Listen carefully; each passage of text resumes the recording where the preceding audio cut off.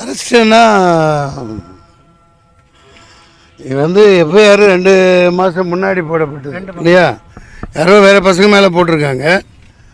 அவங்க ஃபோன் நம்பரில் இவன் பேர் இருந்துச்சான். இப்போ என் ஃபோனில் கூட தான் பல நடிகைகள் போட்ட ஃபோன் நம்பர் இருக்குது. அதுக்கு என்ன சொல்கிறது பார்ப்போம். இப்போ என் பையங்கிறதுக்காக காப்பாற்றுறதுக்கெலாம் சொல்ல வரலை. தமிழ்நாட்டோட நிலைமை எப்படி இருக்குது? இண்டு இடுக்கு மூளை முடுக்கு சந்து பொந்து பள்ளிக்கூடம் சந்தை மார்க்கெட்டு பார்க்கு எல்லா இடங்கள்லையும் காலேஜு ரயில்வே ஸ்டேஷனு எல்லா இடத்துலையும் இந்த போதைப் பொருள் எப்படி கிடைக்கிது?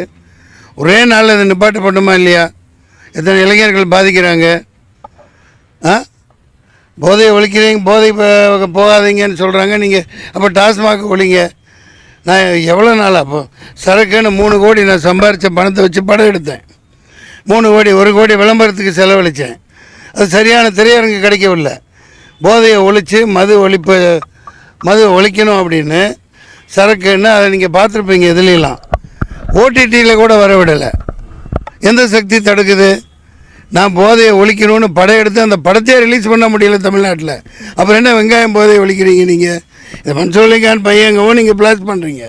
ஆனால் இது எத்தனை குழந்தைகள் இப்படி பாதிக்கும்? இவன் குடிச்சா எடுத்தானா எடுக்கலையா அது தெரியாது. அவன் சிகரெட்டு கூட குடிப்பான்னு எனக்கு இத்தனை வருஷமாக தெரியாது. நானே அந்த கம்பத்தை கஞ்சாவை நடிக்கிறதுக்காக ஒரு இலையை வச்சு இப்படியுமே இப்போ 800 கோடிக்கு மேலே இங்கே கிளாம்பாக்கத்தில் பிடிச்சாங்களே, என்ன பண்ணாங்க? எப்படி அவ்வளோ பெருசு வந்துச்சு? 2000 கோடிக்கு ரயில்வே ஸ்டேஷன் பக்கம் ஏதோ பிடிச்சாங்க. அது என்ன மெத்தப்பட்டின்னு என்னது வாயில் கூட வர மாட்டேங்குதுப்பா. மெத்தப்பட்டின்னு ஏதோ ஒரு மெத்தை தான் நமக்கு தெரியுது. 2000 கோடி 3000 கோடின்னு பிடிக்கிறாங்களே, அது என்ன ஆகுது? எங்கே போகுது? ஏன் வருது? ஒரே சட்டம் போட்டு தடுக்கணுமா இல்லையா? துபாய் மலேசியா சிங்கப்பூரில் இப்படி இருக்கா? போதையை ஒழிக்கணும்னா அப்போ டாஸ்மாக் போதை இல்லையா? வெறும் 10 ரூபா 10 பைசாவுக்கு வாங்குகிற சரக்கு 185 ரூபாய்க்கு விற்று எல்லாம் கிட்னி எல்லாம் நுரையீரல் உடம்பு நாசமாக போய் செத்து போகிறான். அது போதை இல்லையா? அது ஆளை கொல்லலையா? ஒளிங்க. தமிழ்நாடு அரசு ஒட்டுமொத்தமாக டாஸ்மாக முதல்ல ஒளி. அது பார்த்துக்குவோம். சார், இந்த கைது நடவடிக்கைன்றது அரசியல் காழ்ப்புணர்ச்சியாக இருக்குன்னு நினைக்கிறீங்க? அதெல்லாம் சொல்ல வரல. இவன் மேலே கேஸே கிடையாது. இல்லை அதெல்லாம் ஒன்றும் கிடையாதுங்க. யாரோ ஒருத்தங்க கல்பிரேட்ஸ் முன்னாடி பிடிச்சவங்க நம்பர் கொடுத்துருக்காங்க. அவங்க ஃபோனில் இருந்து இவன் லிங்க் இருந்திருக்கு. இவனை ஃபோன் நம்பர் இருக்குது, இவன் பேர் இருக்குது. அதான் சொன்னேன். இப்போ என் ஃபோனில் கூட பல நடிகைகள் ஃபோன் நம்பர் இருக்குது. நான் படத்துக்காக புக் பண்ணுறதுக்கு பேசியிருப்பேன். அதை பார்த்துக்கலாம், கோர்ட்டில் பார்த்துக்கலாம். நீதியரசர் இருக்காங்க, வழக்கறிஞர்கள் இருக்காங்க, பார்த்துக்கலாம்.